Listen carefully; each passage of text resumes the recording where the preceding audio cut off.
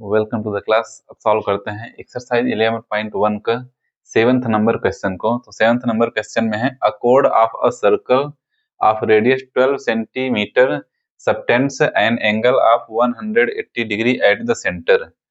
तो यह सर्कल जैसे बना हुआ है, तो यहाँ पे आप देख सकते हैं, यहाँ पर इस सर्कल का हो गया सेंटर, और इस सेंटर से यह कोड है, और इस तरीके से दो रेडियस बने हुए हैं और यह कोड बना हुआ है, और सेंटर पर 120 डिग्री का एंगल बना हुआ है, और रेडियस कितना दिया हुआ है 12 सेंटीमीटर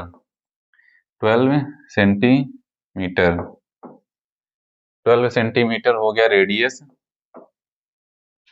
फाइंड क्या करना है हमें? Find the area of the corresponding segment of the circle. Corresponding segment of the circle की हमें एरिया फाइंड करनी है। तो यानी यह जो कोड बना हुआ है, इसके नीचे की एरिया, इस नीचे के जो सेगमेंट है, इसकी एरिया हमें फाइंड करनी है। तो चलिए यहाँ पे सॉल्यूशन में लिख सकते हैं theta equals to 120 degree and r हो जाएगा 12 सेंटीमीटर। फार्मूला यूज करेंगे। फार्मूला कौन सी यूज करेंगे?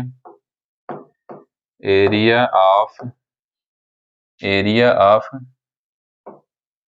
Minor segment equals to area of minor segment equals to हो जाएगा area of minor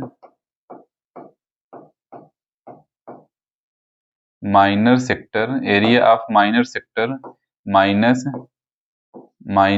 area of triangle. यह जो ट्रायंगल है ओ ए बी, नामकरण कर दिया हूं O A B, triangle O A B.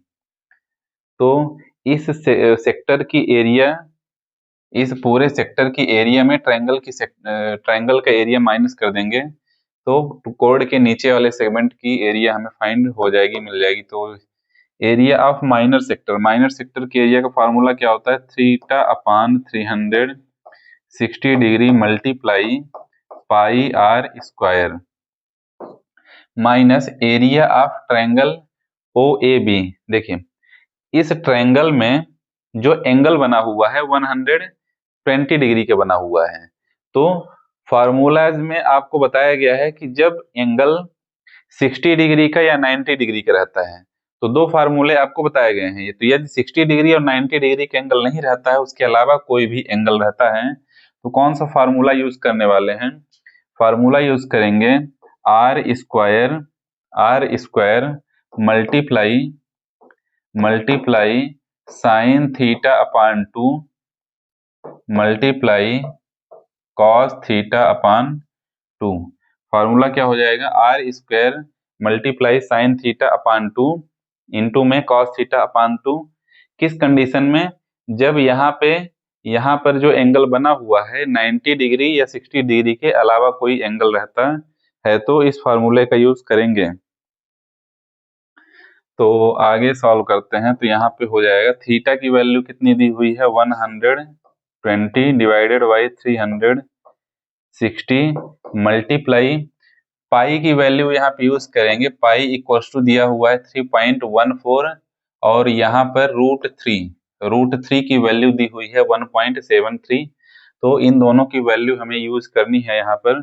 तो देखिए पाई की वैल्यू यहाँ पर हो जाएगी 3.14 मल्टीप्लाई आर स्क्वायर है, तो हो जाएगा 12 मल्टीप्लाई 12, और माइनस में यहाँ पे लिख सकते हैं आर स्क्वायर है, तो यहाँ पे भी हो जाएगा 12 मल्टीप्लाई साइन थीटा अपान 2। तो यहाँ पर हो जाएगा साइन, और थीटा की वैल्यू कितनी दी हुई है? 120 अपान 2 मल्टीप्लाई कॉस 120 अपान 2, कॉस 120 20/2। तो इसे सॉल्व करेंगे तो कितना आ जाएगा, 0 और 0 कट जाएंगे, 12 1 जा 12, 12 3 जा 36, 3 1 जा 3, 3 4 जा 12।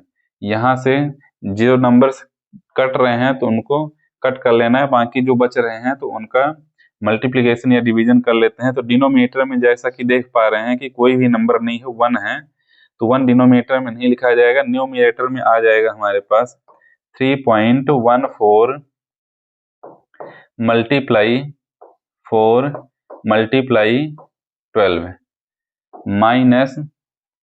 माइनस यहाँ पर हो जाएगा 12 और 12 का मल्टीप्लाई करेंगे तो हो जाएगा 144, और मल्टीप्लाई साइन 120/2 है तो हो जाएगा 60 डिग्री, और multiply cos 60 degree, cos 60 degree यहाँ पर हो जाएगा। तो इनका आपस में मल्टीप्लिकेशन करेंगे तो आ जाएगा हमारे पास आंसर 150.42, और इनका 12 × 4 × 3.14 करेंगे तो आ जाएगा 150.14, और माइनस में 144 मल्टीप्लाई साइन 60 डिग्री की वैल्यू कितनी होती है, साइन 60 डिग्री की वैल्यू होती है √3/2, और मल्टीप्लाई cos 60 डिग्री की वैल्यू कितनी होती है, cos 60 डिग्री की वैल्यू होती है 1/2 cos 60 डिग्री की वैल्यू, जो ट्रिग्नोमेट्री चैप्टर में आप साइन 60 डिग्री और cos 60 डिग्री की वैल्यूज पढ़ चुके हैं, तो वही वैल्यू यहाँ पे पुट कर देनी है।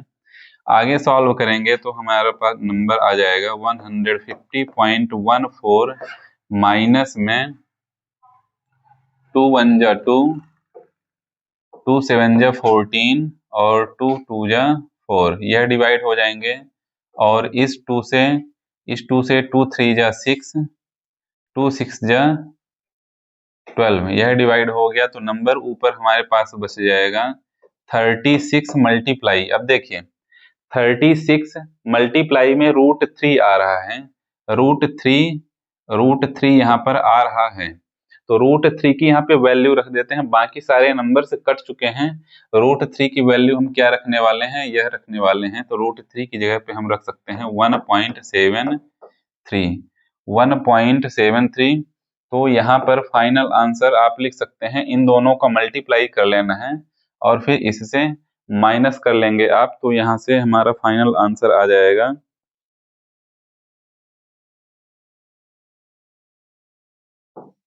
88.44 सेंटीमीटर स्क्वायर में हमारा फाइनल आंसर आएगा।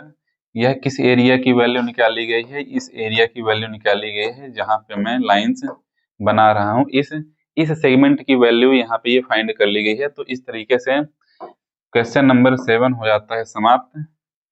सॉल्व करते हैं क्वेश्चन नंबर 8।